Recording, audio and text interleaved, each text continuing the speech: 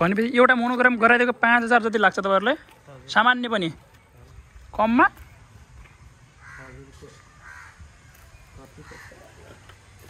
अनि मेहनत त छ यार हैन तर पनि अलिकति देखिया छ धेरै छ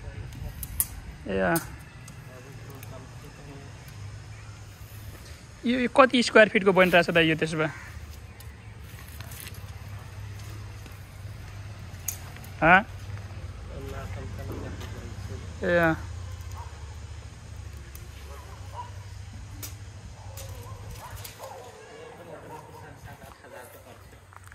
पैसा हिसाब गरेर 7-8 हजार रुपैयाँ पर्छ यसलाई ए जस फिनिशिङ अझै आउँदैछ यसको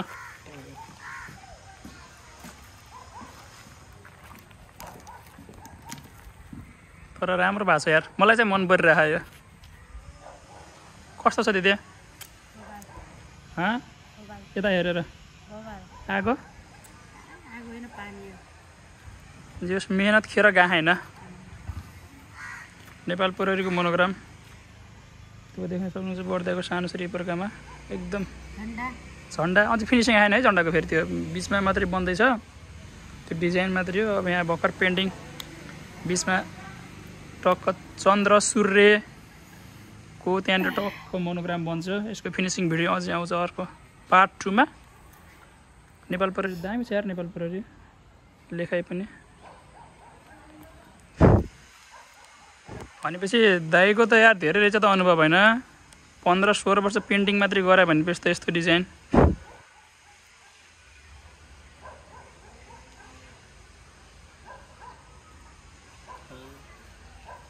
हजुर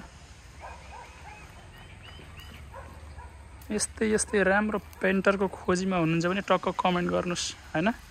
दाइको नम्बर फोन नम्बर राखिदिन्छु म बर्दिया जिल्लाका लगभग प्राय स्थानमा त दाइलाई जहाँ पनि पाइन्छ त्यसो भए